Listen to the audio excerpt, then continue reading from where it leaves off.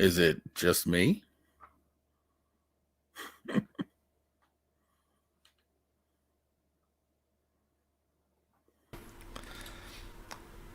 Welcome to Six Pack.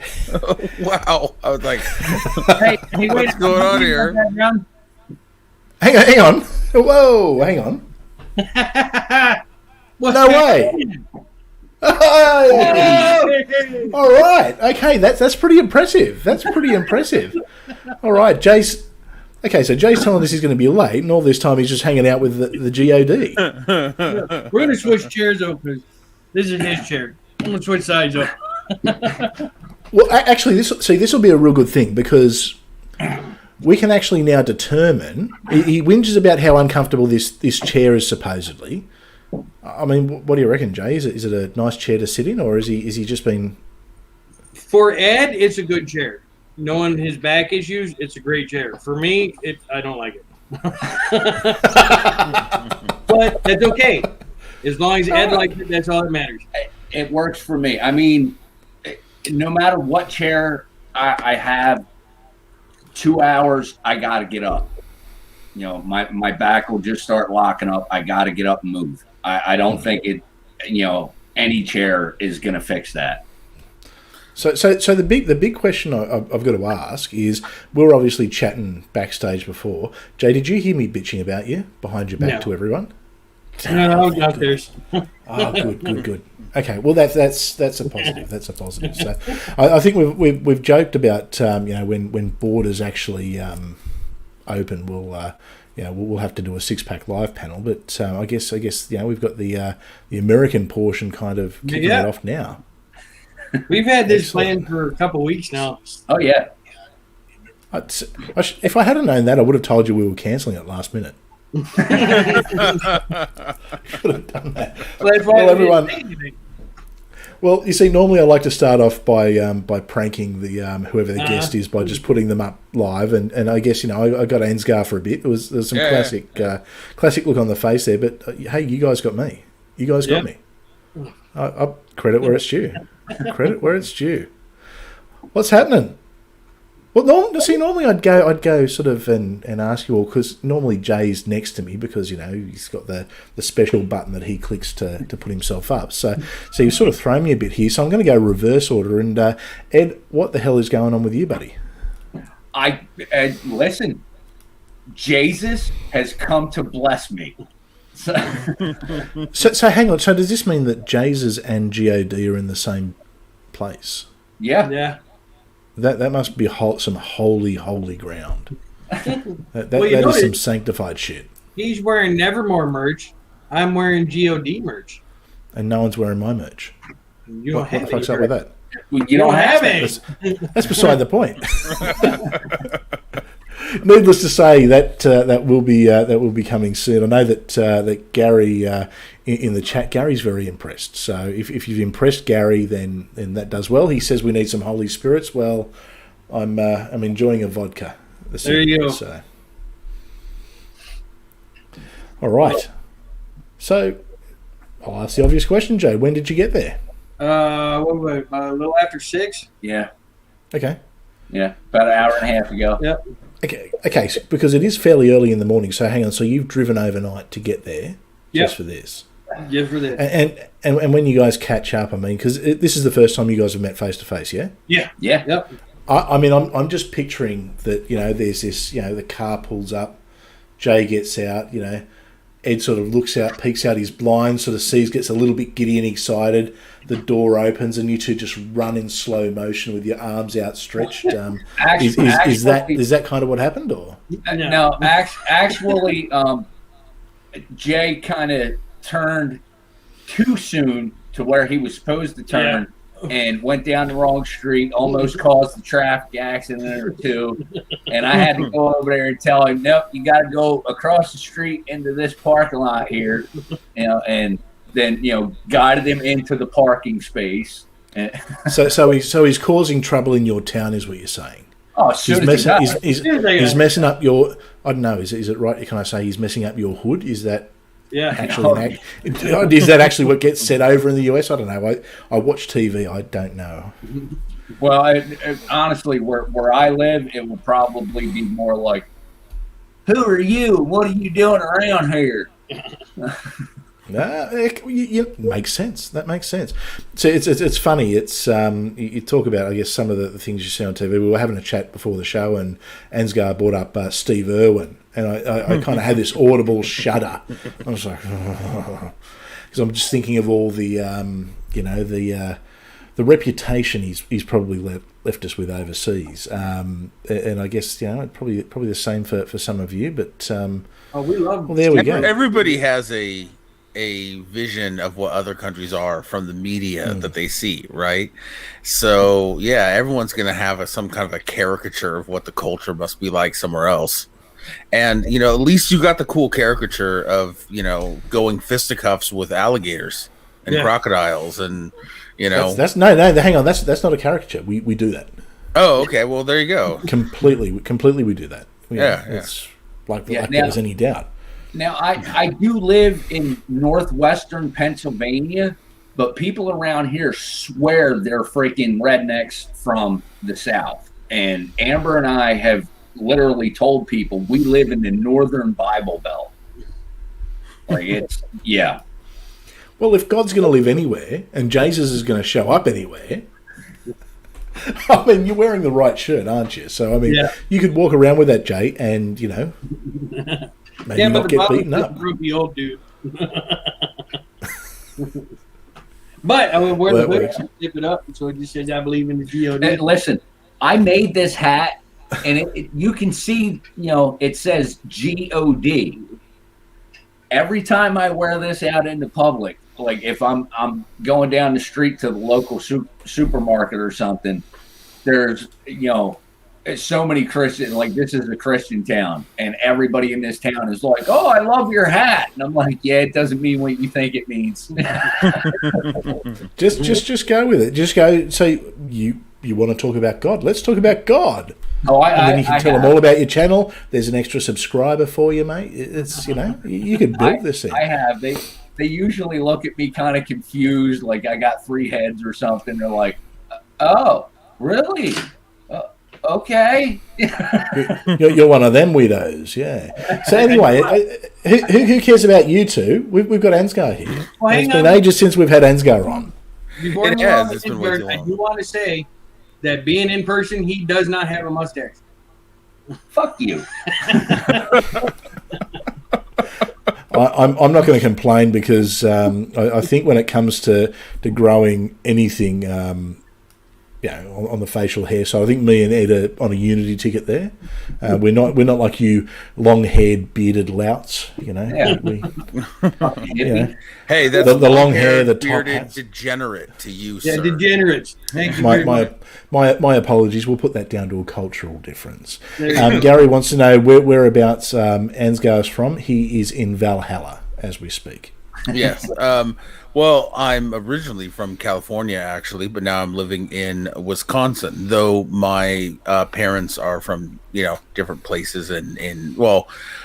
My grandfather came, on my mother's side, came from Germany. My father came from Norway. My mother's... on my mother's side, somebody else came from Sweden. I got people from all over Northern Europe, basically. It's pretty fair to say that your ancestors, there was definitely a lot of pillaging going on. There was definitely a lot of pillaging. Like their trade request was, I get all your stuff, you get stabbing and fire. Okay. Well, as long as there's fire, I mean, that's helping, Yeah, I'm just trying to keep you warm. Yeah, well, that's it. as you rotting away there, but good old Viking. So what's going on with you, mate? It's been a long time since. Well, it's been a few months since we've had you on, at least. It's been too long. Maybe longer. Yeah, too long.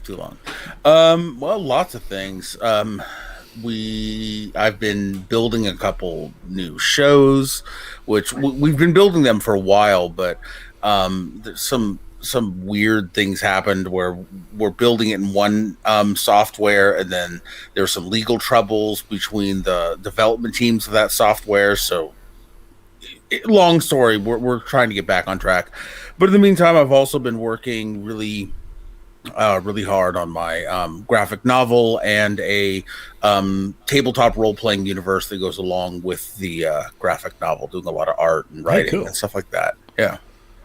I love it. And anyone who hasn't seen Ansgar's work, you are a fairly talented dude. Really good stuff.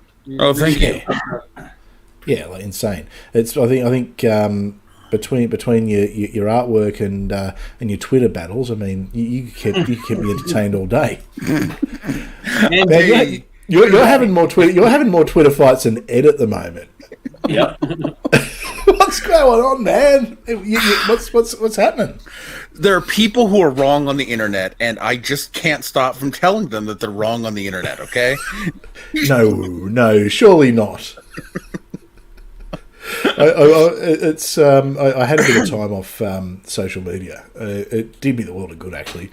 But I've noticed sort of lately, there's a lot of Ansgar in my feed. I'm just like, man, he is having way too much fun with people. Way too much fun. The last fight that I was in, there was kind of two going on at once, but the big one was a lady trying to say that the Starfire from DC was, quote unquote, African coded. And it's like she's literally an orange alien who was designed off of Red Sonja, by the way. Hang on. What does African coded mean? She's got features that clearly mean that she's coded to be black, whatever that. She's orange. I know, and a space alien, literally a space alien. What the fuck is wrong with these people? Seriously, seriously, what the fuck is wrong with these people? Have people got? Okay, she was complaining basically. Well, this is the best part. She was complaining that people whitewashed Starfire, and people were like, "Okay, she's orange. You can't." Okay, no, she's black coded. But that she posts this meme that says basically, well, because they absorb sunlight for their power, that race, that clearly they are melanoid or melanated beings, and it's like, are you saying that black people are solar powered? So hang on. Superman gets his powers from the sun. He's clearly black. Same. He's black coded because black people are solar powered. Listen, there is a black Superman coming up. Actually, none of that matters now. You're canceled. You're racist. Clearly, yes. Yeah, fair enough. Yeah. Look, it was going to happen. I mean, look, coming on this show, there's probably a few people who want to cancel you, and just want to do a quick shout out to the regulars who are still trying to cancel me. Hope you're all having a wonderful day, and I'm still here. I'm not going anywhere. There's a thing running around on TikTok, where there's ladies trying to say that. Oh, and there's Ed's internet can't handle more than one person. Clearly, St. Patrick. Yeah, St. Patrick didn't run out snakes. He ran out pygmy Ethiopians. And it was genocide against the pygmy Ethiopians in Ireland. I don't even know how to respond to that. Nope. Okay, I will say this. 6,000 years ago, the inhabitants of Ireland, England, were black. But white people are descendant from those people. It's the skin tone changed because of climate conditions. Agriculture in particular, living with animals apparently isn't good for you.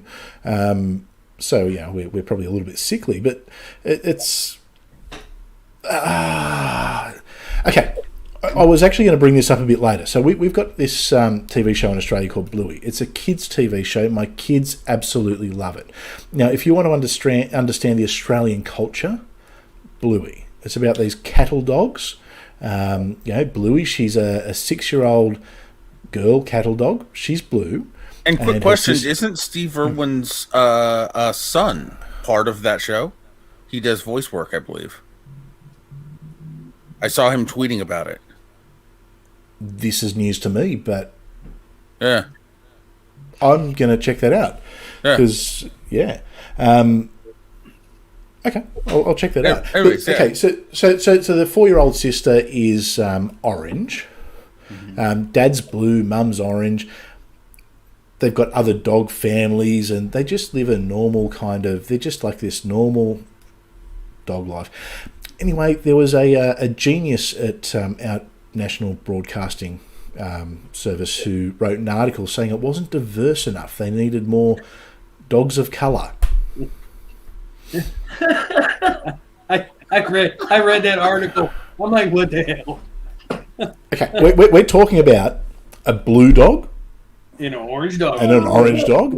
They have a friend from New Zealand who's a border collie who's black with a white belly. I think there's like a greyish coloured poodle. And clearly written by some, because they're saying that they needed more representation, and then they gave the usual list of everything that you need to represent in a show that's aimed at preschoolers, that's about imaginative play. I mean, my favourite episodes where they get a celery stick and freeze people with a celery stick. Like it's an imaginative play show. It's so popular in this country that the father Bingo from the show Cartoon Dog won Australian Father of the Year, an official award. That's awesome. And everyone was cool. Everyone was cool with it. Everyone just went, you know what? Yeah, that's like as a dad. He's like an aspirational figure. It's like, I would love to be that cool. Like, I would love for my kids to think I'm that cool. Here's the thing, like, if we're talking about a cartoon dog here, right? Unless they're... The only way to make them a POC would be to turn them into an offensive stereotype, right? Like, because Basically. because they don't have any human features to distinguish who's who and what's what. I don't understand... Just to give you all an idea, I'll bring up I'll do a screen share and just quickly give you an idea of what Bluey looks like. Gary said Robert appeared as Alfie in The Quiet Game. Ah, okay. There you go. I'll remember that. Yeah, like, I don't know what you would do to this art style to make that... To be like, okay, we're going to clearly make this a person of color. Wouldn't you be turning that character into a horribly racist stereotype? Quite literally, which would then give them something else to complain about. They're also complaining there's no handicap or any of them that are on the spectrum. It's insanity. It's like these people are not normal. This is not normal shit. Who sits there and goes, this show about a blue and an orange dog, it needs more diversity. I mean, they're talking about, where's the queer representation, which I've got no problems with representation. But, I mean, this is a show that's designed and targeted towards children, like young children. Like we're talking about, my 4-year-old loves it. My 4-year-old won't go to sleep without her Bluey and Bingo toys.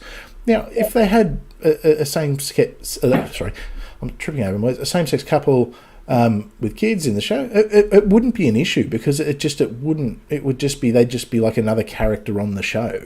But to insist that you've got to have this and that, they even said that it's where are the poor families, where are the single parent, and my wife quite rightly said, well, hang on, I'm pretty sure that there's a single father family and a single mother family. I'm just like, there we go. They've got the I think the only bad stereotype is the border collie from New Zealand. And I mean, look, in Australia, we rip on New Zealand. We really rip on them because New Zealand deserves to be ripped on. Like, let's be honest. But I heard it doesn't exist. No, that's Australia. That doesn't exist. That's Australia. Yeah. No, that's us, yeah. I heard that New Zealand was a psyop to convince us that Australia exists. That's what I heard. Well, New Zealand, where they have the projector. They're onto us. New Zealand, where they got the projector that projects the moon and the stars on the dome. Oh. No. That's out of the bunker in Colorado that all Australians secretly live in. No. Everybody in Australia lives in Argentina. Oh, we're in Argentina? 8 actors from Argentina. I don't speak Spanish. I'm screwed. All part of the plan. Speaking of that, I actually caught up with Bobby Mack yesterday. How is Bobby? He's doing great. He's doing really, really well. He's still very much on the... well, actually, no, sorry, he conceded. He's more agnostic about Flat Earth now than... he's leaning towards it. I think if Steve McRae were to get hold of him, he wouldn't be a full-blown flat earther, but he's certainly on the agnostic scale. I'd say, he's. It's always an interesting conversation, especially when we're having a couple of drinks, and it's just like, I'm just like, come on, like really, really. Godless Scummer has just put something up. Kiwis are people too. No, they are not. They are not. They are not. They're okay. You know how you've got how would I describe it? You know how you've got a little brother sometimes, or a younger sibling, and you do like them, but you're just going to hang shit on them and punch them in the arm from time to time. That's Australia and New Zealand. I mean, I think there's more Kiwis in Australia than there are in New Zealand. We make terrible jokes about what they do with sheep. Well, there's not really jokes if it's true, but it's we do have a rather crude joke about why do Kiwis take sheep to the edge of cliffs, and the answer is because they push back. That see here that same joke gets told, only it's usually a Scotsman on the other end. Yeah. There you go. See. Yeah. Well, that's all right. It's I guess. Well, actually, no, I don't want to rag on the Scottish because I'm Scottish descent. So, Scottish and Viking. I'm pretty sure there's Viking based on my mother's last name. So you're a Viking in a skirt. Got it. Viking in a skirt. Hey, real men wear skirts. Let me tell you, real men wear skirts. That's what Bobby Mack tells me. You know why they're called kilts, right? Because the last person to call it a skirt got killed. Now there's a dad joke if there ever was one. That is an absolute dad joke. That is, yeah. So it's granddad makes it even better. You just got practice. That's all that means. That's all that means. So cancel culture is just doing its. It's not even cancel culture. I think it's just people with nothing else to do but find offence. Like, seriously, find offence. It's burn the pot. Well, I wouldn't even call it that. This is what the way I would see it is there is a serious sort of entitled mentality, and I see it coming from all angles. The idea that all media needs to comport to your specific sensibilities. Right? Like all art has to comport to your sensibilities. There's movies come up all the time that, I don't like the creative direction they've gone in. I'll go, yeah, it looks like it's going to suck. Keep scrolling. You know what I mean? Like I don't harass the studio. A show comes up. I don't like the direction. I don't harass the studio and demand they change it. I'm just like, yep, not going to watch that. That looks like it sucks. Yeah, and look, I mean, I'm someone who I love comics, and I can tell you there's a lot of comics I don't get anymore just because of the direction they've gone in. Now, okay, I'm going to be vocal about, I think it's shit, and I don't like what they do to characters, but I'm not going to demand that they change it because, I mean, it's not every comic's going to be written to my taste. I get that, and later on we'll have a chat about Red Skull and that fucking racist piece of shit Ta-Nehisi Coates who's writing it. Captain America at the moment. But that's another story. And I can see Ed's having a good old time here. Yeah. All I can see is his giggling, and I can't see where Jay's hands are. Oh, yeah, okay. Yeah, listen. I had a conversation the other day with a good friend of mine, Richard Graves, and he did a video about Dante Wright and some of the other young black men who have been the whole police issue thing, and basically stop telling people if you run, you die. If you cooperate, you die. Stop pushing that narrative because you're going to get people hurt. And my honest opinion, the only people saying stuff like that, pushing this whole be scared no matter what, they're the people that are hoping this gets worse so they have a reason to start hurting people back. They're looking for a fight. I mean, you know you're getting riots in Minneapolis regardless of what happens, don't you? Yeah. You know, so it's the riots are absolutely coming. Stop telling these men that, you know, even if they comply, they're going to get hurt. Stop saying that, because if they don't comply, there's more of a chance they're going to get hurt. Yeah, that's, you know, I think one of the problems is that we have a serious macho mentality when it comes to the way that we have trained our police in general, a widespread. Police really aren't approaching, and I don't blame the individual police officers. This is just what the system that we've built. Police aren't trained to approach each situation as I am here to serve the public, right? They are approaching the situation as enforcers. They're law enforcers. They're not people there to help people. That's not the way they're trained. That's not the way they're trained to even treat the public. They're told that any member of the public could be a potential threat, right? And so what you have is police officers, by and large, who are looking at the public and interacting with the public more like an occupying military force than they are a protective, you know what I mean, domestic force. And I think we need a serious I think we need to seriously rethink the way that we handle policing in this country.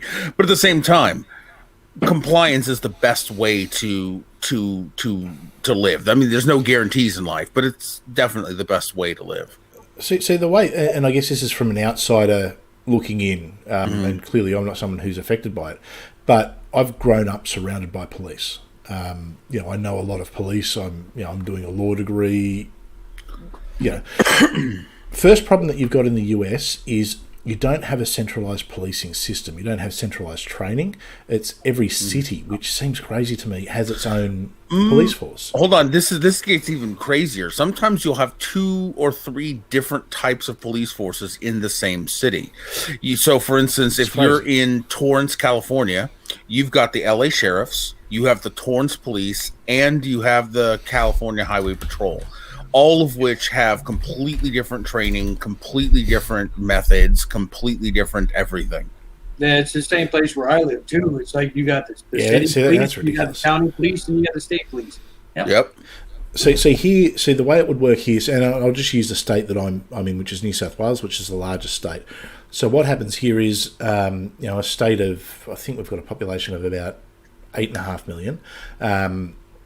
There's a centralised police academy where they'll go and I think it's a diploma in policing gets done, plus all the training, so there'll be firearm training. It's a live-on, like at the police academy, for I think it's 12 months.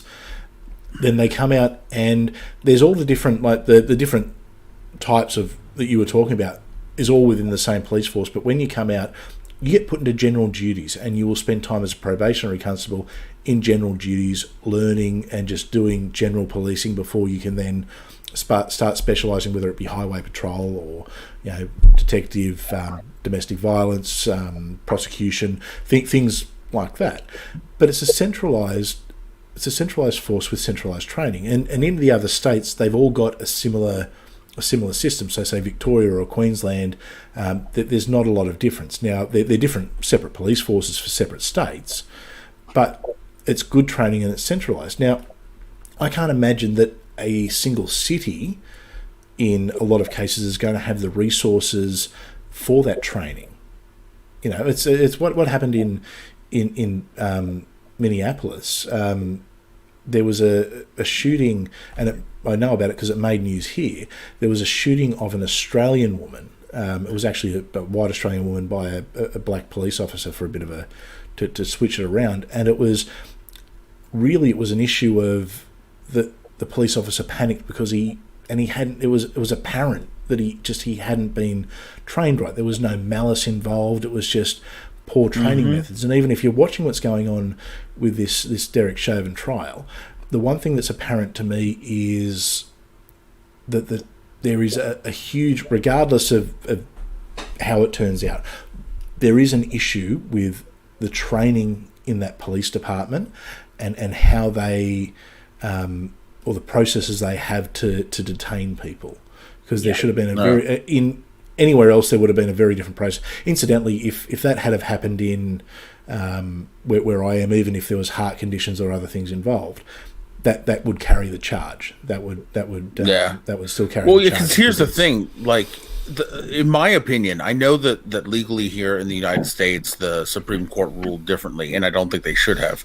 But as far as I'm concerned, once you say, you're under arrest and you take somebody into your charge, they are in your charge. You are responsible for their welfare. And when somebody's complaining of breathing problems and you don't, your first instinct isn't to, call 911, well, they don't really have to call 911, radio for an ambulance, In that case, though, have you seen the whole thing? Yeah, I have. Because he was saying even before they were doing anything, and that is, having spoken to police officers, that's a common thing that they'll do where, I can't breathe, or something to do with the shoulders when they're handcuffed, or it's hurting, or I've got an injury here. But if somebody it is a common thing. It doesn't matter if you're complaining. If someone's complaining of breathing problems, right? You need to take that seriously. You need to take that very seriously, and you need to get medical. You need to get that person medical attention. And if they don't, and if it turns out that they were faking, you know what the state can do? You know what the city can do? They can charge them medical bills. I disagree with you, but only because of it's before when he was sitting in the car going, I can't breathe. I think it can be situational and there's a lot of. Okay, here's my question. If I'm legitimately having a breathing problem, right? Do you think a cop should ignore me because some people fake it? No, but and I don't want to get caught up too much in this because I know it is a bit of an issue, but. If someone is saying, I guess I'll use the analogy of the boy who cried wolf as. Now I'm trying to be as sympathetic as I can here. Use the analogy of the boy who cried wolf. He started making that claim of I can't breathe before they'd even touched him. I can't breathe. And it was clear that if you watch it, it's I've seen a lot of people who are affected by drugs. Once again, none of that excuses what was excessive force. There is absolutely no question about it was excessive force. And as the law as it is where I am, even if it was a heart condition or something else, that would still carry the charge. Obviously, different parts of the world, different laws. It's a hard one. And what I'd say is I don't think any of us can know from both sides. I don't think any of us can know until we're put in that situation, which hopefully we wouldn't be. But also the situation of someone who's in law enforcement. It's and the stresses and challenges that and the Certainly. PTSD that comes with that. And I think that does come down to, once again, I get back to my original point of the training, or the lack of training and the lack of coping mechanisms for a lot of the trauma. Let me bolster your point, this point at least, here for a second. Do any of you know what DLSS is for computers? Deep learning, super sampling. I've seen it, yeah. Deep learning. Okay, so essentially, the way the human brain actually works is it can only take in so much stimuli, right? And it fills in the rest of the information with what it expects, right? From what it's experienced before. In a stressful situation, that focus of what stimuli is being taken in gets spread over a lot more, because you're in this sort of aware state where if you go back to behavioral evolution, when you're in a stressed out state, you're essentially, you have the same instincts going on as if you were looking for predators out on the savannah or whatever, right? So in this stressful in a stressful state, your awareness is sort of spread thin, and so what's happening is the things you hear, the things you see, the things you smell, you're only getting tiny bits of information, like very detailed information, and then essentially your imagination, your brain, is filling in the rest of the details. So this is why when you get jump scared, for instance, you might see something in the corner, and then all of a sudden, oh no, I realized that was just a shadow or whatever. It's because your brain is filling in that information with what it expects to find. This is why something can happen, like the lady recently who thought she had her taser and actually had a pistol, because her brain that is negligence. That is absolute negligence. It's absolutely negligence. Yeah. But this is what I'm trying to explain. No, it really can happen through negligence. It doesn't have to be a purposeful thing, and this is why training is so important, because you have to build sort of an instinctual basis. You have to be able to react under instinct and take in the right sort of, like, create your brain to expect the right things. With proper training, something like that could never happen. If she was going through the proper safeguards, something like that could never happen. But because she skipped those safeguards, her brain filled in what she expected to be in her hand, and she unfortunately cost somebody a life. So which is a sad reality. And the other thing, I guess, from a stress, and it's I guess to move forward with your point, in the US and everyone's got a gun, or you have to at least assume that everyone has a gun.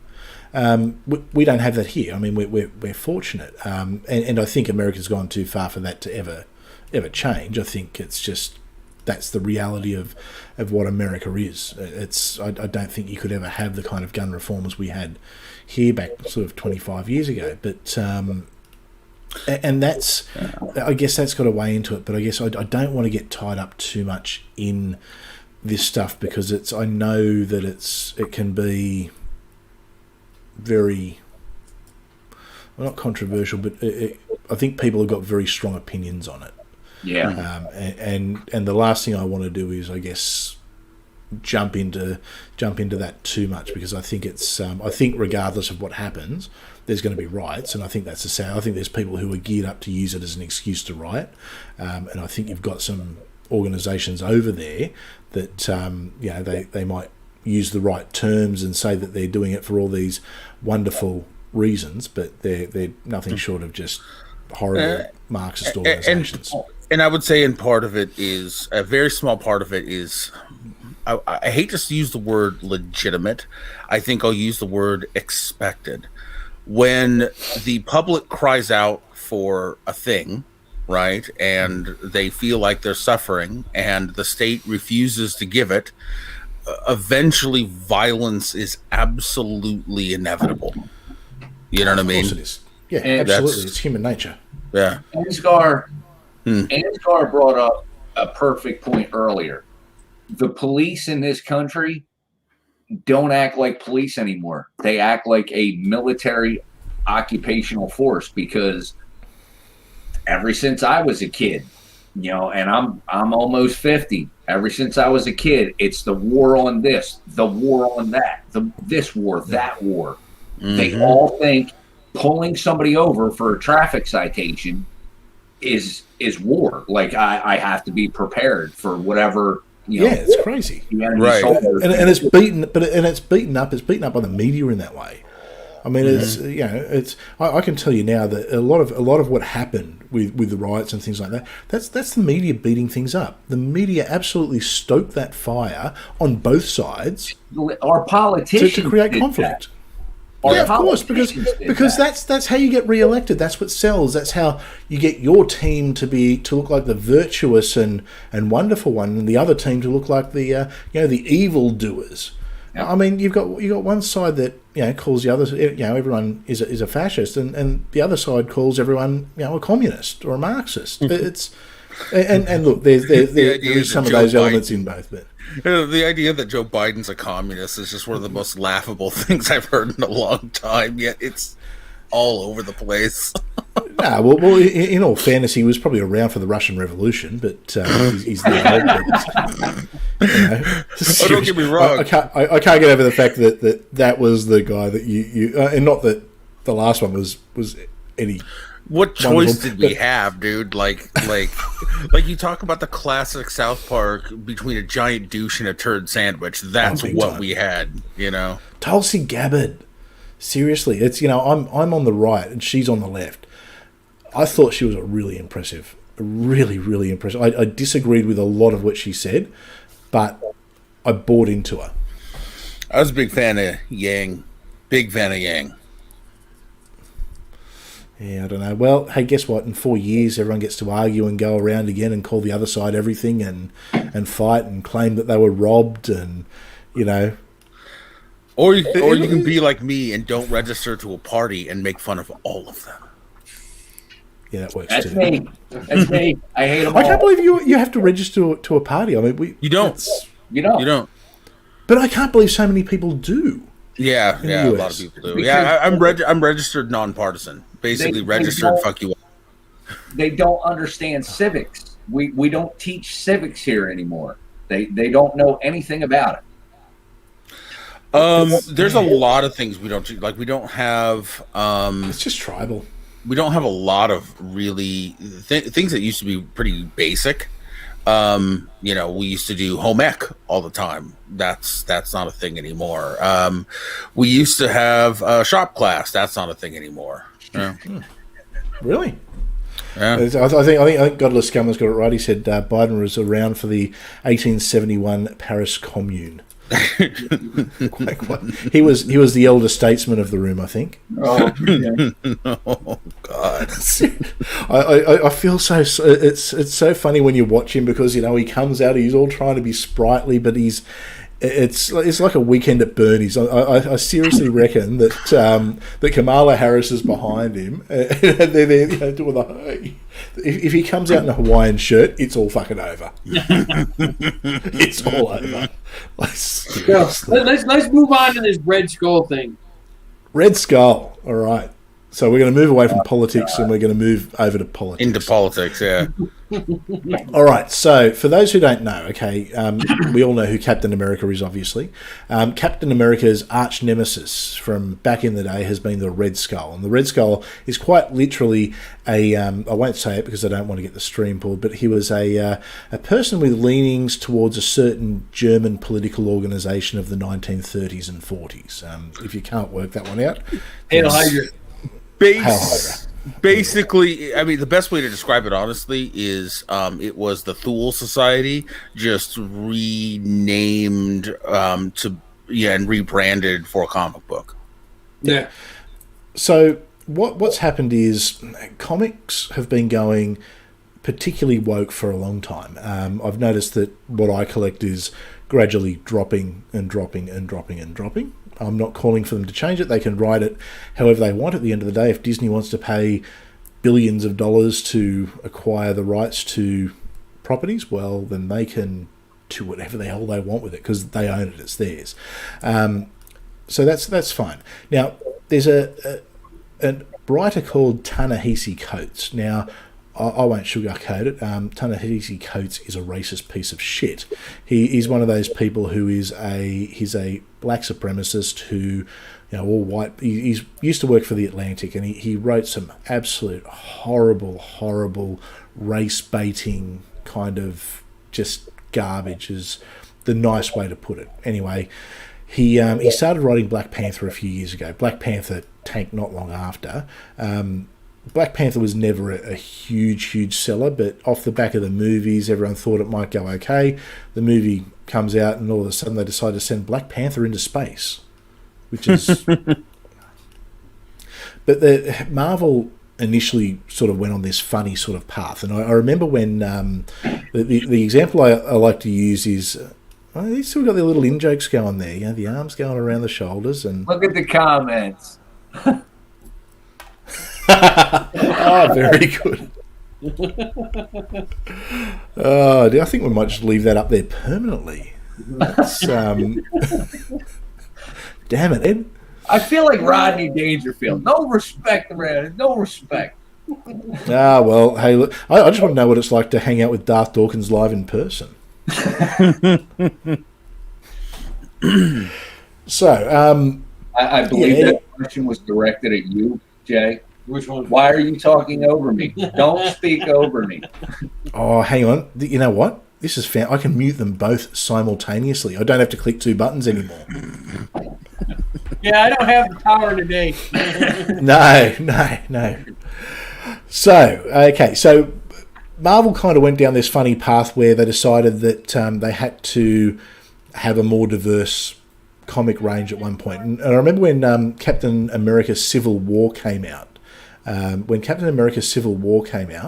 Ansgar's thing stopped glowing. That's yeah, look out. That's a pretty good trick. It's how I mute my mic. Yeah. So I owned a comic book store, and Captain America Civil War comes out. We were just around the corner from a movie theater, and we had people coming in. Like they went and saw that movie, and they all wanted to come in and grab Avengers anything. Now, they were coming in looking for the Avengers that they'd seen, the classic Avengers that everyone knew. The problem was none of those Avengers were around. Sam Wilson was Captain America, who is the Falcon, which if you're watching Winter Soldier and Falcon, it's really good for 90% of the show, and 10% of the show they educate us on how bad everything is for superheroes. We had Lady Thor, so Thor was now female. Iron Man, interestingly, was a 16-year-old African-American girl, which is about as far away from Tony Stark as you can get. There was Miles Morales, which I don't mind Miles Morales' Spider-Man, because that's been something that's been long established, and there's actual good in story reasoning for that. Hulk was a Korean surfer dude who was like, oh, whoa, awesome. Yeah, instead of being Hulk smash, he was like, whoa, totally cool. It was just like shit. Anyway, needless to say, people would come in who were wanting to get into comics, and they would either walk out with Batman or they would just walk out. Batman's always been cool, and you don't mess with Batman. Anyway, they've decided to give Ta-Nehisi Coates Captain America. Now, apart from Ta-Nehisi Coates' racist views on anything that doesn't purport to his worldview, he's someone who also said when 9/11 happened that he felt nothing, and you know, it had some pretty off colour things to say about 9/11. And hey, I'm not American, and even I kind of thought, whoa, dude, like, you know, I was like the totally awesome Hulk. Whoa, it's just, and look, I'm all for freedom of speech. People, as far as I'm concerned, people can say whatever they want, but I don't have to like it. But for some reason, they've given this person Captain America, and Captain America has gone particularly woke. Needless to say, I don't get it. But what they decided to do is they've essentially turned the Red Skull into Jordan Peterson. Now, I don't get the whole hate boner that people have for Jordan Peterson. You know, I get some of his stuff's maybe slightly controversial, but realistically, to call the guy a member of a 1930s German political organisation is just garbage. So what I wanted to do is I want to have a look at his 12 rules. There's 12 rules, okay, that is apparently so frickin' evil. I want to run through them and just sort of see, is this something that we would expect from 1930s German political organisers, or are they just kind of general self-help advice? So how familiar are you guys with all this? Very. Yeah, a little bit. Very. Okay, cool. What's your take, Ansgar? Because if you're very, I'll throw to you because Sure. I've got my opinion out there. So Sure. my opinion isn't everyone's. I would, I say one, I would be thrilled if somebody turned me into a Marvel villain. I think that would be the coolest thing ever. And Jordan Peterson seems to have an incredibly good, sense of humor about it. And he's been laughing about it and joking about it. And so it really doesn't bother me. I mean, they obviously didn't it wasn't like they just decided to make Jordan Peterson Red Skull, but they certainly took some of Jordan Peterson's talking points and gave them to Red Skull. I'm assuming they're trying to say that Jordan Peterson is the because if you look at the comic panels that were where they used them, it was like you could tell that Red Skull was supposedly using Jordan Peterson's talking points to be kind of like the gateway drug into to manipulate people into this.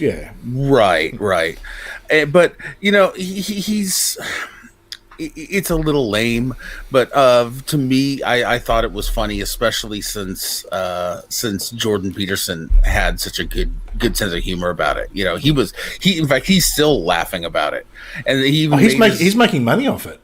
Yeah. He's even made his own little Hydra symbol, but with a lobster instead of lobster. Yeah. See, and that's the thing. I respect that. It's I guess where I kind of roll my eyes, and I'm just sick of seeing this shit.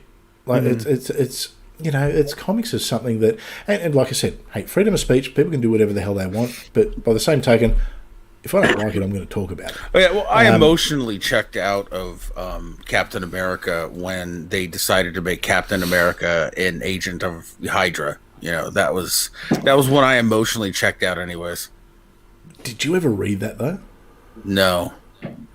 That copped a lot of controversy, and I remember people blowing up because it was just after, because they had Sam Wilson was Captain America, and that was the whole storyline, and they had the old man Steve Rogers, and then Steve Rogers has got his youth back, but then they've relaunched it with a big Steve Rogers is back as Captain America, hurrah, how good's this? And then the end of the first issue, it's got him going, Hail Hydra. Yeah. But the actual story behind it was actually well done. So it was controversial, but it was well done. So like I'll give it that. Superman? Sorry? Like the Russian Superman? No, well, the Russian, so Red Sun was that's like an Elseworld story, so it's set in its own universe. It's whereas this was in the main continuity. But I guess I'll throw spoilers out there. Essentially, so if you do want to read it and you didn't read it when it came out 5 years ago, now's the time to hit the mute button. But what happened was there was a cosmic cube. And it became sentient, and what it did was it was a child, and it liked the Red Skull was always nice to it, and so was Captain America. So the cosmic cube wanted them to get along, so completely rewrote Captain America's history.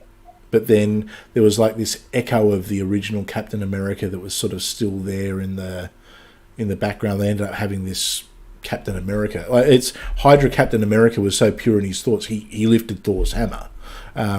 So it was there was a hell of a lot of controversy in it, but it was a well done story. Whereas I think this is just someone who's just trying to put politics into his into comics. And I mean, look, I read comics for escapism. Oh yeah, and most people I know who read them for escapism. We just want to see the good guy punch the bad guy, and maybe there's a bit of a mystery, maybe there's something else going on. There's some beautiful artwork in there as well, and that's what it's all about. I don't need to be educated and lectured to. If I wanted to do that, I'd go and pick up a copy of The Atlantic and read Ta-Nehisi Coates' bloody 2015 racist essays. I just don't see the point. Honestly, I just don't see the point. And I hate this whole anything that's basically to the right of Bernie Sanders is racist or is fascist, or it's bullshit. And it needs to kind of, it really, it needs to. I mean, people can do whatever they want. But I think it's funny as hell because he tried to get Jordan Peterson canceled or whatever, and big time. He made him a bunch of money. Yeah. See, that's where we're the way I see it is the only way we're going to change the culture, right, is instead of getting upset and outraged, is to do what Jordan Peterson's doing, right? Laugh about it. Look, this is funny. I'm a comic book villain now. Yeah, and to an extent, I do get that, and I'm sitting here thinking, hang on, is my reaction measured? Yeah. And I think it's just I'm probably just I'm more pissed off comics in general. Maybe this is just kind of like the straw that broke the camel's back. It's just seriously, can we just have enough of this? In a way, it was a good thing that this happened. He wanted to bring attention to Jordan Peterson to show people how bad he was. Jordan Peterson. He's like, here, look at this guy. Look how bad he is. And everybody who didn't really know about Jordan Peterson said, well, let me go check this out. And they're like, he's really not that bad. You kind of seem like an asshole. I love the meme going around that's got one of his rules, which is if you see a cat, pet it. that's the next one. So I will admit it has kind of gone funny, and I think the money's actually being donated to a cause that would probably upset Ta-Nehisi Coates to no end. So I do get a little bit of a smirk out of that. But no, look, I mean, I've had a look at his. I mean, I can't see anything racist or fascist in. No, I disagree with a lot of what Jordan Peterson says, and I think that he gets a little slippery on the "Do you believe in God?" question. Yeah. But I don't think he's a fascist or anything like that. Yeah, so I think he. I don't like the. Sorry.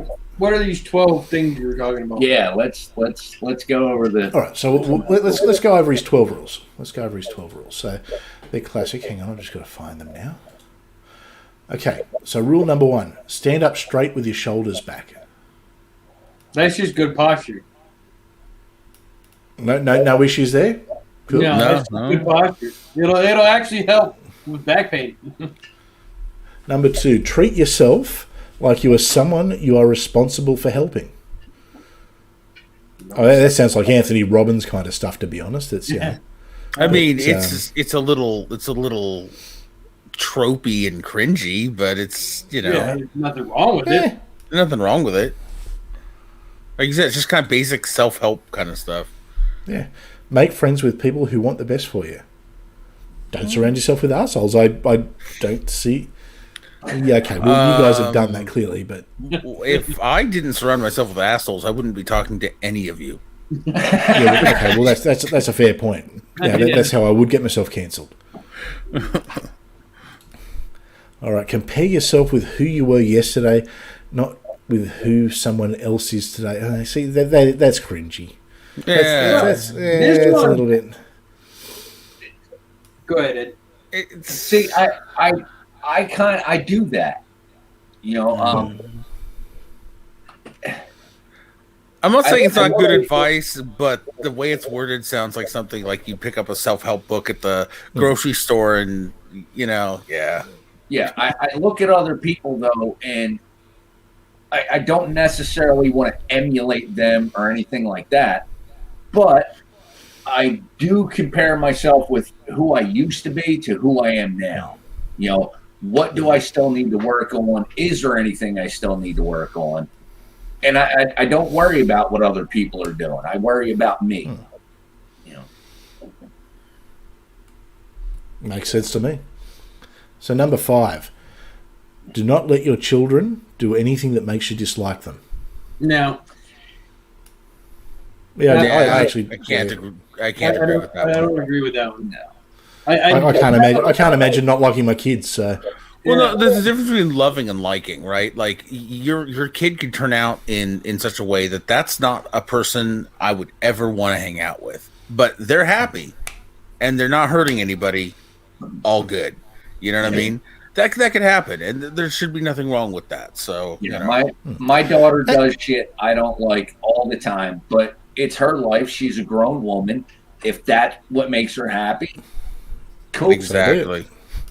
And look, we're just getting the headings here too. I mean, there's obviously these are individual chapters with a lot more written about them that explain them. Yeah. My oldest son, I haven't talked to him in almost 3 years now, just because there's issues there. But I don't dislike him. I'm upset with him because I haven't talked to him forever. But I don't dislike him. No, that happens. All right, so number 6. Set your house in perfect order before you criticise the world. That's basically people in glass houses shouldn't throw rocks, or let he who is without sin. Yeah, then no one's ever going to criticize anything. That seems a little ridiculous. Raven said it best. She said, "Dislike the behavior, not the child." Yeah. Well, maybe we get Raven's 12 tips for life. Well, here's the thing, right? You can dislike. Here's the thing. What I mean by that is you can love the hell out of your kid and dislike them, and I mean dislike them as in the way their personality is. They're annoying, they're obnoxious. I don't enjoy hanging out with them, but I love the shit out of them, and I will do anything for them. You know what I mean? I think that can be a healthy parent-child relationship, and I've seen parent-child relationships like that, where the parents and the children don't necessarily get along on that level, but they love the hell out of each other, and I think that's okay. So this is the next rule. Ed needs to work on being faithful to his wife. I think we can all agree with that. Maybe apart from the two having a bit too much fun down the bottom there. Hey, you gotta try Ed's coffee. I want to know what's in Ed's coffee. No.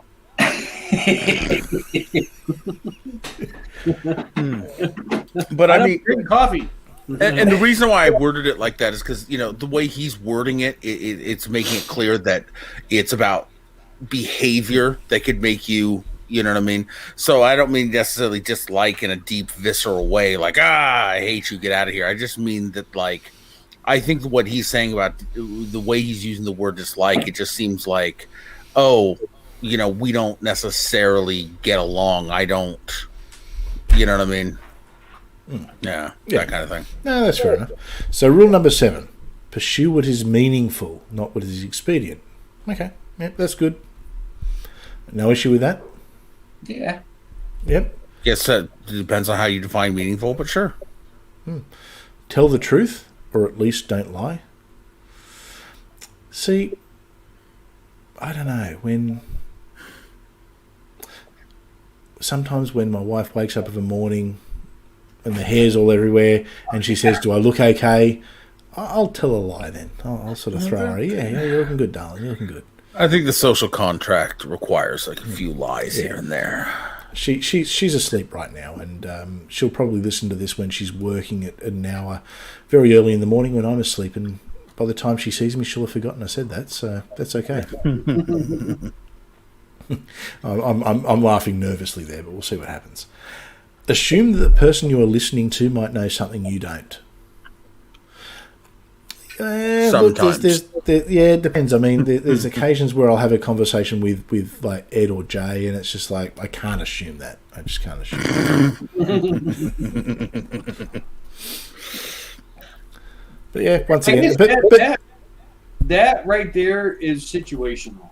Yeah. Yes. Absolutely, yeah. That one there is situational, because you can't just always assume that somebody that you're listening to knows something you don't, because if you go on any kind of topic, I mean, you may be the foremost expert on the topic, and you expect somebody else to know what you don't know. No, it doesn't work that way. Or you're stuck in a conversation with Darth Dawkins or Kent Hovind. Right. Yeah, or that guy. That'll do it every time. That guy Christopher. Your best mate. We're going to talk about him in a minute too. We're going to talk about Christopher, your buddy. Just don't confuse him with me. I'm Chris. He's Christopher. Be precise in your speech. Now, if anyone's ever watched Jordan Peterson, someone will ask him a question, he'll go, pause, and then think very clearly on what he's about to say. Wait a minute. That's a him thing, not a me thing. And Don't then start worrying about how I talk. All right, I'll say what I want. I'm the God. I do what I want. And then You're the DD. And then he will proceed to lay out, 3.5 hours of an answer that didn't actually answer the question. Of Oh yeah, he, politics 101. Oh it's yeah, stuff like that makes me be precise with a clean left hook. Just saying. So, sometimes that can work. Maybe that's in Ed's rules for life. Yeah. So do not bother children when they are skateboarding. I think that's just a general. If kids are playing, leave them alone. Yeah. Okay. All right. I think that's kind of what that implies. As long as they're not messing with shit, leave them alone. Yeah. And the famous one that's been a meme everywhere: pet a cat when you encounter one on the street. Yeah, I've known a few people who've gotten in trouble trying to do that. I hate cats. I wouldn't. I'm more likely to kick the cat. I hate them. I'm a dog guy. Cats suck. The clean your room wasn't in his top 12? No, I think he's just said that in general. Yeah, I think that's part of the. There's make your bed and clean your room. Yeah. Yeah. Usually followed with a bucko. Yeah. So okay, that's his 12 controversial rules. Hey, do we see any issues there? Christian Dufield's got a good question. Duffield, I don't know how to pronounce your name. Yeah. About petting a cat on the street, even a dead one. Well, that's the only good one. evil Chris creatures. gonna get canceled over cats more than anything else. Hey, I was going to get cancelled for something. It may as well be something I'm passionate about. I watched that movie Dogs versus Cats. I'm like, come on, dogs, you get those cats. Yeah. Simple canine friends. They're wonderful. They're wonderful. So there's the big controversy. That's we could see some clearly horribly racist and divisive. Clearly a fascist. Clearly a fascist. Absolutely. Communist. Oh, communist. Yeah. Communist. Right. No, fascist. No. Communists are the other side. I'm communist because everybody else said fascist. Yeah, fair enough. There's always got to be one who's different, isn't there? There's always one. So anyway, that was fun. So let's talk about Christopher. Ed. Oh, I heard your debate with Deidre went all right. Yes, my debate with Deidre, I haven't heard that yet. My debate with Deidre went very well over on Agree to Disagree. She was very respectful. She did have evidence for her point. The problem is it's not real evidence. She went out of her way with confirmation bias. Other than the fact that she didn't have evidence, she had evidence. No, she had evidence, that backed up her claim. She presented what she thought was evidence, is what you're saying. Right? Yeah, she presented what she thought was evidence because she already had an idea that this is what's going on in my world, and I need to find out why. And she came up with this idea. It's got to be something genetic or biologic. And she went on Google and looked for that, and she found that. So it's a bit like when Bobby Mack gives me evidence of the flat Earth. Yeah. The only problem is she didn't look at peer reviews. She didn't look at what other people were saying about it. She saw that and said, aha, I knew it. I was right. And after our debate, she actually started thinking about things a little bit more. And I sent her some other links to, show her that, hey, the people you looked up were funded by white supremacists. That's why you found this evidence. And she's a person of color, yeah? Yeah. Yeah. There you go. So now she's digging deeper, and hopefully she'll realize that, it's more than what she thought. See, and that's why when I do my videos and stuff, when I actually do them, because I haven't in a while, If I'm looking, when's that? When I'm looking for sources of information, I try to get at least 3 different pieces of information that say the same thing from 3 independent sources. So, like, if I'm looking up something for Christianity, I'll look at a Christian website, then I'll look at, say, a non-religious website, and I'll look at an atheist website. If they all say the same thing, then you have a general consensus from 3 different sides is saying the same thing. Yeah. If all 3 don't look at an atheist website. Atheists can't agree on anything. But if you're looking at 3 different sources and all 3 say 3 different things, you can't use that one. No, because there's no consensus there. See, me, I just go with whatever my gut says. I mean, that sounds true to me, so, trust me, bro. The problem was, yeah, she was basing an argument on genetics, except the studies on genetics that she was getting didn't come from geneticists. They came from, psychiatrists and psychologists and, people, some lady who had a PhD in philosophy. That's not genetics. Yeah. They can't tell you about genetics. I don't know. It sounds legit to me. Well, in that case, you'd love Christopher. Now, Christopher got a little bit caught up in the comments section during the week. It was pretty apparent that he watched the last week's Six Pack, and he's obviously seen where I said, he started off okay, and because the first comment is, Chris is 100% right in his assessment of me, and then obviously he heard where I said, but then we dropped the ball, and he had these wacky arguments, and obviously the LOL stuff and all that, and we can see that the comments gradually started to get more heated. In the end, I just thought, I'm just going to stop him from being able to comment. But what I ended up doing was wiping his comments, which was a shame because there was some absolute gold in there. Oh, some of them in there. I tried to respond to one, but you had already got rid of it, so I couldn't respond to it. Oh, and it's literally, all I wanted to do was block him from being able to keep comment, but it wiped everything. I was like, damn. So I'm going to go back in and see if I can dig them back out and get them back up because there was some gold in there. But he wanted to debate me on whether he won the debate with Ed. He was like, debate me on whether I won, because I think Ed won the debate. It's not only do I think Ed won the debate, I think he lost the debate. And there is a big difference. He just basically gave it to you in the end. It's arguing that what was it, that running is a form of violence, and if you break a record, that is a form of violence. Yeah, and that's it because there's so many. Because there's so many black runners who break world records in running. Well, that's evidence that black people are more violent. And we're like, I'm just sitting there as a moderator going, "Oh fuck, he's kidding himself." But anyway, we mentioned that on last week's show, and apparently that upset him. But I mean, if that was the case, well, then the most violent people in the pool are Australian swimmers because Australian swimmers have got most of the world records in swimming. The Bulgarian weightlifter who's breaking a record must be violent.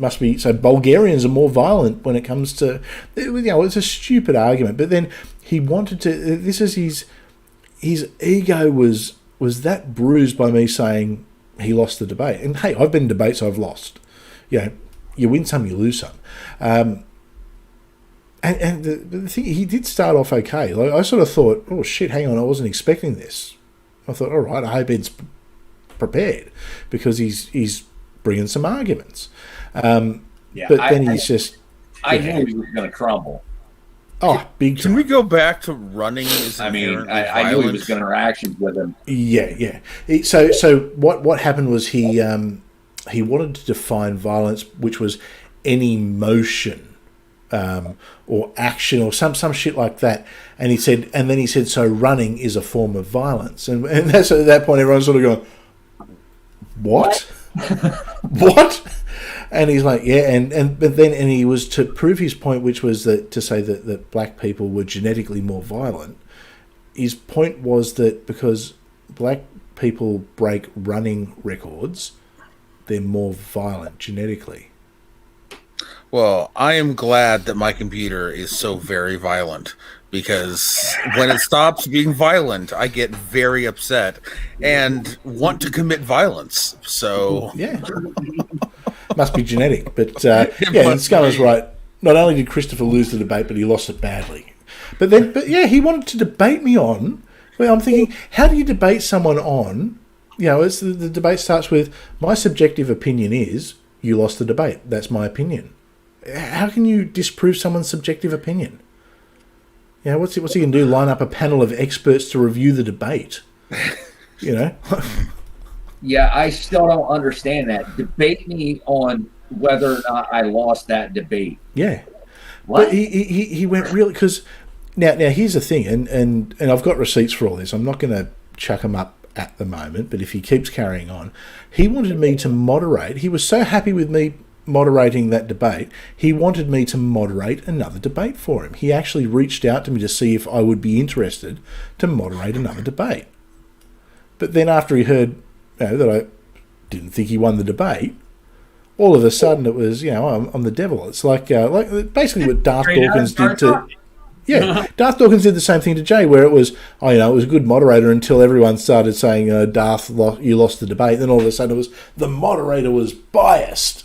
Because they need that. If you watch the debate, I wasn't biased at all. No. You could have been nicer to me. But, you're sitting there with Darth Dawkins, so what should I expect? Never Against put it right. He equated Olympic competition with violence. Yeah. Running isn't the only Olympic sport.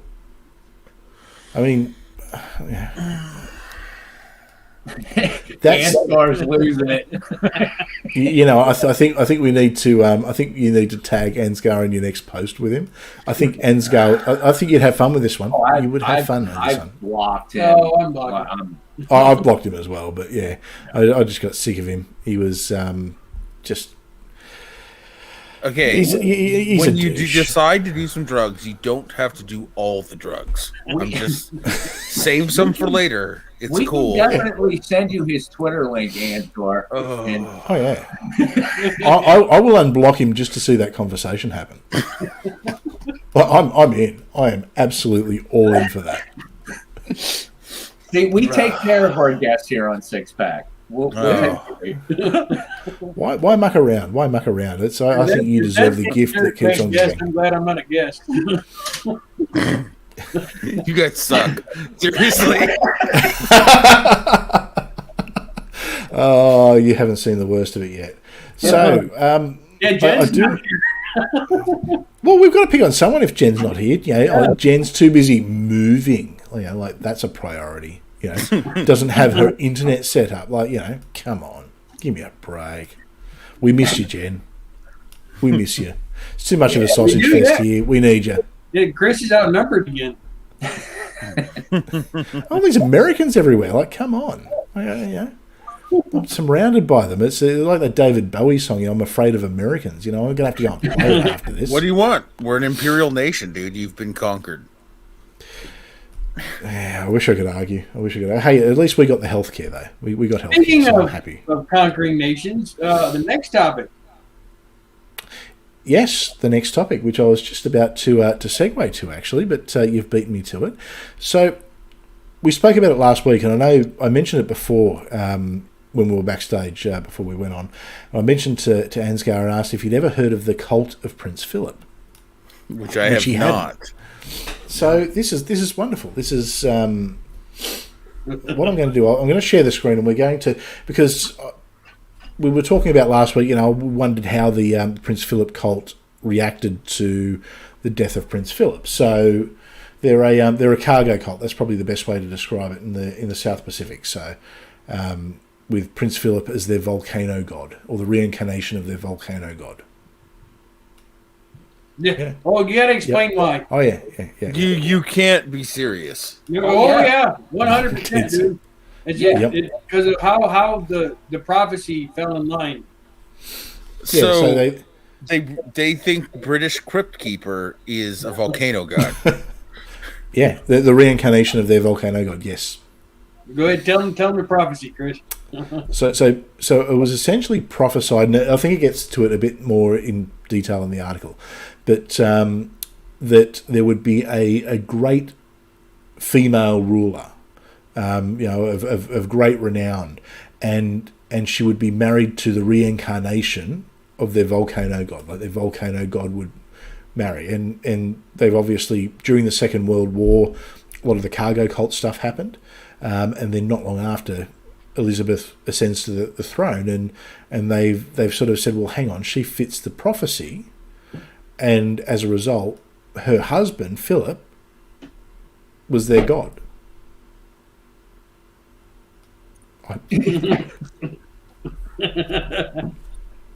Prince Philip, yes.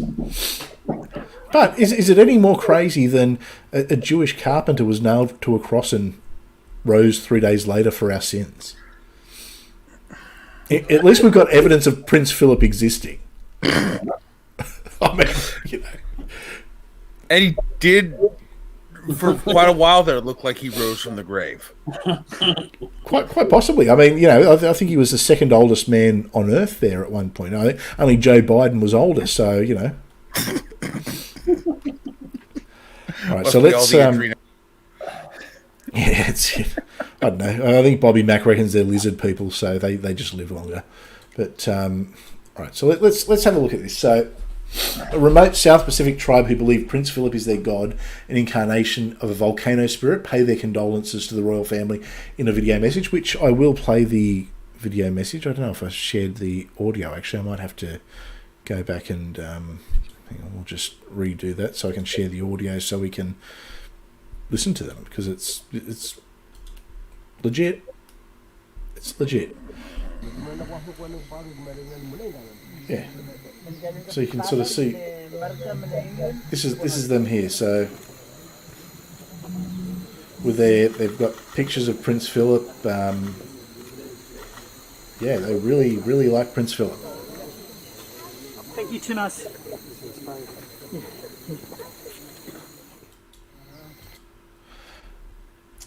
But, okay, so a tribe living on a South Pacific island who believe Prince Philip is their god and incarnation of volcano spirits have offered their condolences. The Yaohananan tribesmen and women of the Vanuatu island of Tana are devastated with his death and started a ritualistic mourning process, that could last for weeks. The islanders were asleep when the Duke of Edinburgh's death was announced to the world, and were up early to harvest yams the following morning. They were not aware of the tragic news until a woman from a nearby resort told them when they returned to their work on a Saturday afternoon. The tribe's sorrow was immediately evident as women burst into tears and heartbroken men fell silent as they tried to comfort their children. Now, it's as weird as this all seems, we are actually observing someone's god dying. Yep. Mm-hmm. Now, look, it's most of us here are non-believers, except for Jay, who he's into all that wacky religious stuff. Sort of, not really. I don't think Buddhism's really that wacky. I think it's actually quite nice in places. But we are literally observing these people having to process the death of their god. I see it almost like we are witnessing. By the way, I'm hearing an echo. Yeah, I think that's coming from Ed and Jay. Oh, okay. Why did it stop now? Oh, I've been getting a little bit of feedback, but not too much. I'm hearing both them echo and me. I think it's yours sharing audio. Well, we can fix that. There we go. Yeah. Much better. Okay. We were muted, so. Let's see. More than just that, I think we're also witnessing some of the, like in real time, some of the emotional damage that heavy indoctrination of religion does to a culture. Yeah, yeah, absolutely. And to give you an idea of how remote they are, here's where they are. So New Caledonia, well, you have a look sort of there, and you can sort of, Australia, which everyone thinks is the middle of nowhere, and there, the Pacific Island. You got Fiji there, Vanuatu, New Caledonia. So I believe technically they're a part of New Caledonia, I think I could be. I might double check that. It's definitely one of the. It's either Vanuatu or New Caledonia. I thought it was New Caledonia, but looking where it is, it might actually be Vanuatu. But it's extremely remote. So we're dealing with cargo cult, but yeah, they didn't believe it. But there's a picture, because Prince Philip was always he knew of it, and he was always very respectful. Rather than coming out and saying no, I'm not, and denying it. He was always respectful and thanked them for their thoughts and kind words. But there was a famous picture, this one here, which he sent to them, where they sent him their traditional boar hunting club, and he posed for a picture with it. And every year he'd send them a picture. So, but the reaction, they mourned initially, but apparently what's happened subsequently is they've said, well, the good news is he's now back in the volcano. He's come back to us. It's because they were always upset that he never got to the island. Which I think that might have been a step too far for him to take, really. But I guess they're sort of joyful that they believe that the spirit is back, and how they'll then work from that. Will be interesting, I guess. But it was there was an interesting documentary done on them years and years ago, because it's such an anomaly. Like, of all the people to worship, Prince, I could understand if it was the Queen, because she's the Queen, but Prince Philip, I mean, it's quite odd. Yeah, a little weird. But hey, it's Joe versus volcano. Yeah. Human beings are. If you guys didn't know, Ansgar and myself had a little Twitter spat. Oh, did we? Oh yeah. Do tell. All hail the Kong. What are we? All hail Kong. That's them's fighting words. Okay, I see. Kong. I've muted him for you. Kong did get folded like a bitch. I want to point that out. I haven't seen this movie yet. Don't kill it too much for me. Okay. I don't know what your thoughts are, Ansgar, on the movie. The action scenes for me were phenomenal. The storyline, not so much. I'll give a spoiler-free review. Okay, spoiler-free review, and this is my honest thinking. Some of the action was just a couple scenes were even too cartoony for a kaiju film. Just a couple. However, this reminded me of 90s Batman films where they tried to cram in way too many concepts into a single film. In fact, the vast majority of this film would have been much better as a solo Kong movie. They've already kind of shown you some scenes in the previews, but the entire portion where Kong goes into the center, the Hollow Earth, that should have been its own movie. Yeah. Right. And it was turned into a 15-minute sightseeing tour. And it was really quite upsetting because it's really important to Kong's legacy, to Kong's, My other problem is I don't feel like Kong ever got a chance to shine. At no point in the entire movie do they grant him a triumphant moment. They just don't. Not by himself, anyways. Can you think of a single moment where he really, honestly gets that? Yeah, yay, Kong. I'm Team Godzilla all the way, but I can't think of a single moment where you really can go, yeah, Kong, he did this cool thing. It's always, oh, yay, humans bailed Kong out again. He's essentially he's just a big ape, isn't he? Well, yeah. Which is like if you're gonna. Here's the thing, though. There's even random monsters in this that aren't Godzilla. I won't. You kind of see them in the preview. Even can I just ask one question? Is Mothra there? No. Do we get Mothra? No Mothra. No Mothra. What's no point? No. Even the random monsters that aren't Godzilla, the ones that should be like, this is Kong's moment to just like slap down these monsters so that he looks cool. The humans had to bail him out of that too. It was just every single moment was Kong having to get bailed out by humans. So should I go and watch it, or is it just? Oh yeah, definitely watch it. Watch it, but you're gonna have some serious. I mean, how about this? There really aren't spoilers to be had because, like, okay, kaiju movies aren't the kind of movie where I'm assuming that Godzilla wipes the floor with him, basically. Let's just say Kong taps out 3 times. Twice. Okay. 3 times. Twice. 3 times. Twice. Nope. Once on the ship. Yeah. Once when he basically was left for dead, and then he dropped the axe. He tapped out 3 times. I don't know about the dropping the axe part, but I give you definitely the first 2. Yeah. And now this is coming from somebody who's a huge Kong. Team Kong all the way. Yeah. But yeah, I agree. Kong did not get his moment to shine like he should have. He really needed a moment to shine. All right, so here's the interesting comparison. So is it like a Batman and Superman? Christian Duffield said Batman and Superman moment. Kind of. What do you reckon? Kind of, yeah. Because incidentally, I do like Batman versus Superman. And that was the other problem. They've already revealed that Mecha Godzilla's in this movie. What? They've already revealed that. Yeah, they revealed that in the very first preview. Yeah, very first preview. He gets 5 minutes of screen time, one and done. Yeah. Okay. That's it. Like, I didn't know that. I would have fangirled out for that. Oh, it's a terrible design. I'm sorry. It's Yeah, just awful. It looks like a Michael Bay Transformer. Yeah. Oh no, Like, no, it's no. literally nothing but black metal and shining red lights. It's fucking awful. It's not. Oh, that really? good.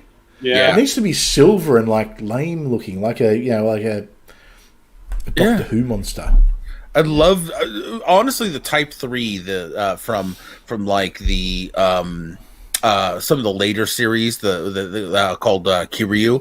It was my favorite design. Looked like looked like something out of like some super advanced space mecha kind of thing. I always dug that design for Mecha Godzilla. But yeah, here's the thing: if anyone's worried about spoilers, it's a kaiju movie. Right, Yeah. like the outcome of the movie isn't the point. It's the slobber knocker that you're there to see, you know. But yeah, That's a fair call. That's a fair call. I liked Batman versus Superman up until that moment. Yeah, I have to say it's nowhere near as bad as Batman v Superman. Yeah. Okay, nowhere near as bad. See, Batman v Superman, the cinematic cut is hard to watch. You need to see the director's cut where they've got all that extra stuff I in. do have that on my list to watch. Yeah, but it's still the it Marvel adds a lot more moment's to it. Still awful. And Why did you say that name? Why did you say that name? Yeah, that was just that right there. I'm like, really? See, at least this time it doesn't have that bad of a moment where like when Godzilla and Kong finally team up to do the Batman v Superman moment, it doesn't feel anywhere near as contrived. I tell you what, the Zack Snyder cut though, oh, beautiful. I haven't seen it yet because it's so many hours and. But yeah, here's the thing though, they set it up into parts, so you can watch one part and go do something, then come back and watch another part. I sat down and watched all 4 hours. Yeah, I'm not looking to watch 4 hours on a square. Well, because originally what they were planning on doing with it was set it up as a series, like a mini series type thing. That's why it's done in parts. But they it completely works. It completely works for what it's. It feels like you're watching a comic book. That's the best way. The way the cinematics are done, even the 4:3 ratio, it feels like you're watching a comic book. No. Like a lot of okay. You've seen Watchmen, yeah? Long time ago, originally, yeah. One of the things about Watchmen was it felt like it wasn't. There was a lot that they missed, but it felt like a you're watching a moving comic, and with this, it's like obviously you've got the action scenes and that kind of stuff, but it's certainly there's moments where it almost feels like you're pausing and looking at artwork. You know what? A movie I think did a really great job with making it feel like a comic book. And there's lots to criticize about this movie, but Ang Lee's Hulk, I really liked how. I like Ang Lee's Hulk. I like it too, but there is a lot to criticize. There is. Oh yeah. But visually, in particular, it really did feel like a comic book, including those really cool comic book transitions. Is that the Eric Bana one? Yeah. Yeah. The one where he bites the warhead off a missile and spits it. Yeah. That was cool. I like that. And that's the thing. You don't want them to be too realistic. Like, you want to... Bingo. You want them to be comic booky. Yeah, so and it's one thing, and I won't do any spoilers because I assume no one here has probably watched the latest one, but Falcon Winter Soldier, one of the things that frustrates me is I just want to watch superheroes punch bad guys. I just want to be entertained. But you've got to get the educating lesson in them, the social justice issue gets pushed, and it's just kind of like, I hate it when they do that to movies, but I just love it when you just camp silliness can sometimes just be what you want to see. I like the 90s Fantastic Four movies. Most people hate them. I thought they were fun. They were good. Yeah. I thought they were. I didn't think they were that bad. And the newest one, yeah, they were fine. Had a great beginning, great ending, but the middle was horrible. I hated the newest one. Absolutely loathed it. It was rubbish. The 90s ones I liked. I don't know much about the Fantastic Four from the comics. So looking at it as a movie perspective, I thought it had a good beginning and a good ending, but the middle was just rubbish. See, for me, when I go to see a comic book movie, what I'm going to see is I want the pages to jump to life, right? I want as close to a perfect representation as you can of the spirit of the characters. The visuals of the characters are just as important as the actual character themselves.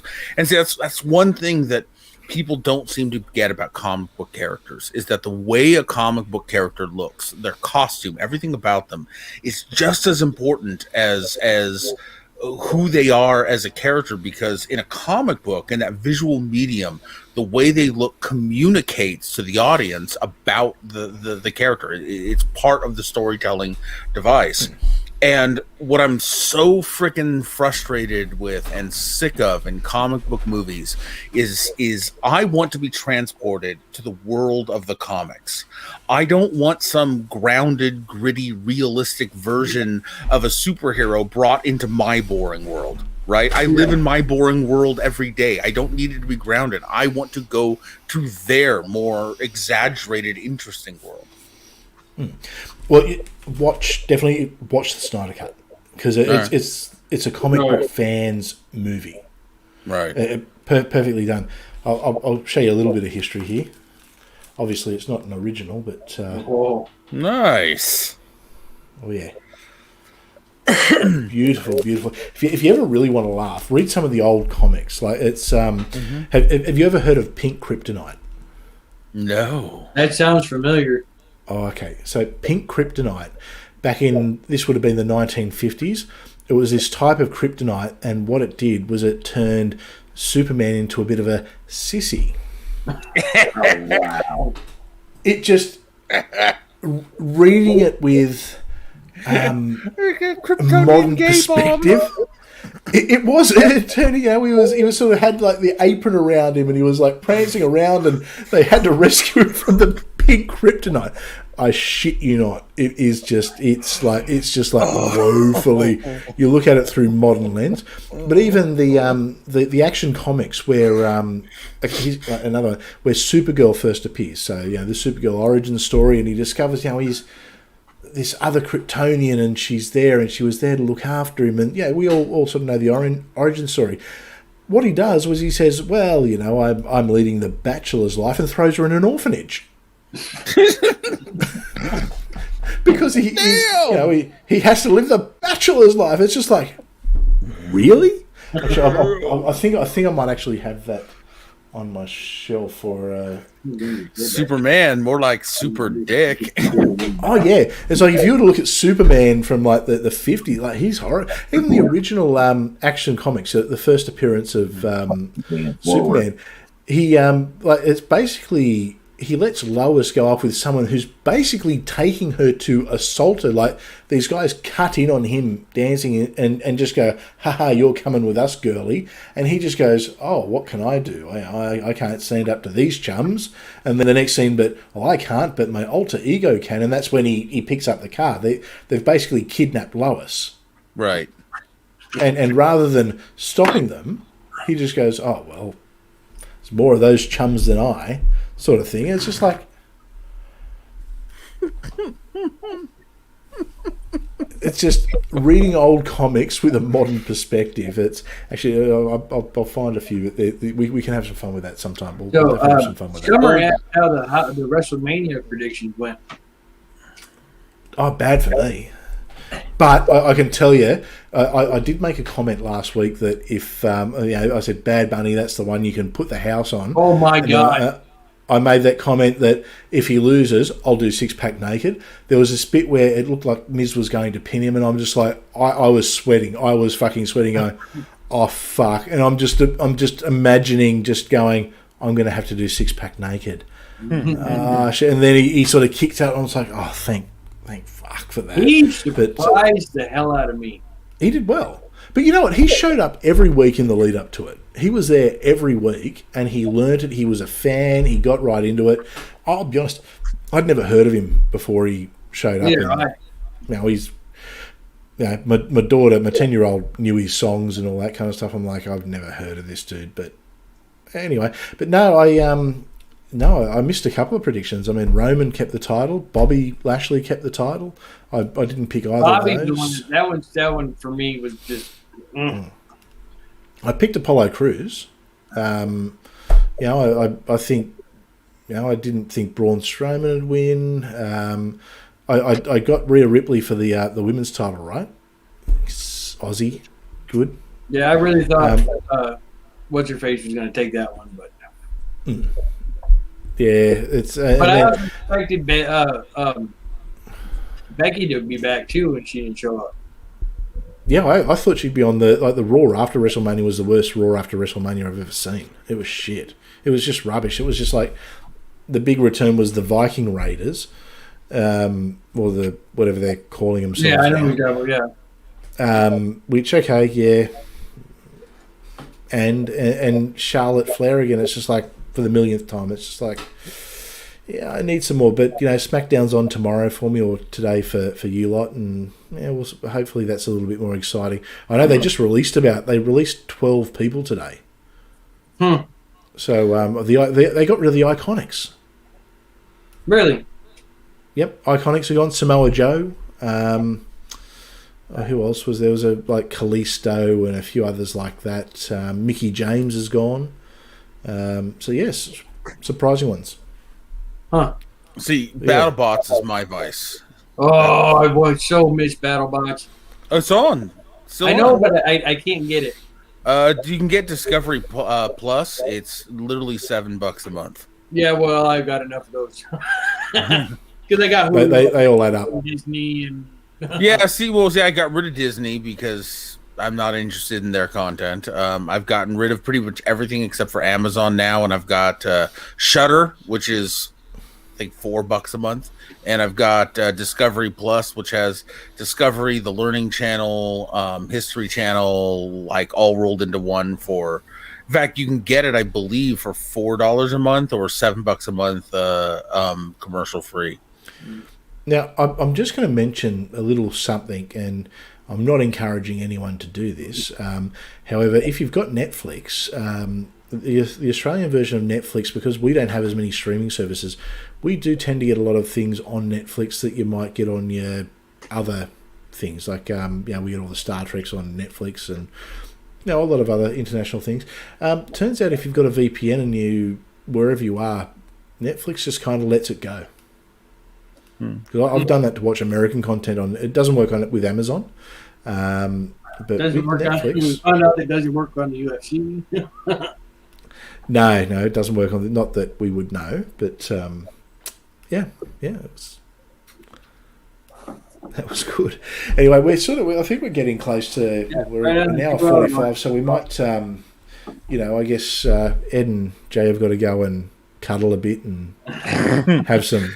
I have one question. Time. I got to get up and move around. Which one of you is the big spoon? Oh, that's always me. Oh, okay. All right. Just curious, I like to be held.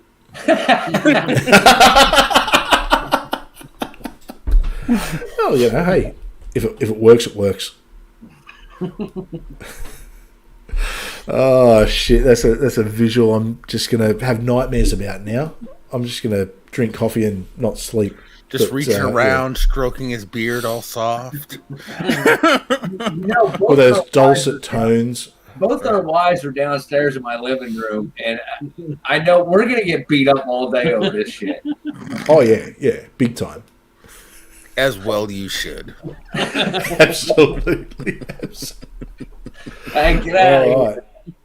On that note, we might wrap it up in a minute. Ansgar, you got anything coming up you want to tell people to go and watch, or what's happening? This weekend I'm probably going to be doing a channel update stream where we talk about some of the things that we are doing, so go ahead and tune in for that. If you want to see some of the artwork I've been working on, go ahead and head over to my Twitter, or you can head over to my Discord and join that. We have a pretty cool artist community there who shares art, and we have a little place where you can, if you're looking for like a commission, or maybe you're looking for some kind of, advice on how to, lock down a technique or something. Yeah, we got a cool little artistic community over there. Sensational. What are you two boogans got coming up? You go first. Hang on. You go first. No, you go first. No, you go first. Oh, stop it, you. Oh, you. It's so romantic. I'm honestly not sure. I don't know. I got a couple of things that I'm thinking of, a couple of ideas and stuff, but I don't know. Hopefully, I will have a cool guest coming to the channel. Is it Jay? No. I haven't. Oh shit! We have one. We have a winner, ladies and gentlemen. We have a winner. Pink Kryptonite in the house. Yeah, I haven't asked this person yet, but hopefully I will have a pretty cool guest coming on the channel talking about some science stuff. That's your only hint. There we go. Is it Kent? Is it Kent Hovind? Oh, hell no. Darth Dawkins meets Kent Hovind. That's a conversation I think we all need to see. Yes. What about you, Jesus? I've got the outline for the new podcast. I got the outline for the first episode done. Me and Raven figured out the audio for it, so it sounds pretty good. So we just got to sit down and get it recorded. I planned originally was maybe this weekend, but I'm here, so that's not going to happen. That works. But yeah, well, that was weird. Remember Sammy Jenkins? I don't know. I don't. I say the beards. Is Sammy wanting to do like? Is that a proposition to start with? I mean, Ed, are you getting jelly monstered or? No.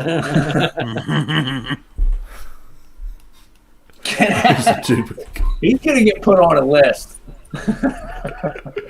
Oh shit! Well, look, on that note, I've got Six Pack on again here next week. I'll probably stir more shit up on Twitter because that's apparently what I do now. I'm like Ansgar Light. Just go find a Christ warrior. You'll have all kinds of fun. I can teach you my black magic ways of turning into a freak magnet. It's just like, you know, it's like that moment in Star Wars where, you know, Anakin, you know, he's in front of the Emperor and says, "I pledge myself to you. I will do what you want." And I'll let him do the email. Look, the pout a little bit, you know. All right, well, everyone, have a wonderful night, evening, morning, afternoon, whatever it is, wherever the hell you are on this beautiful planet that we all are lucky enough to occupy.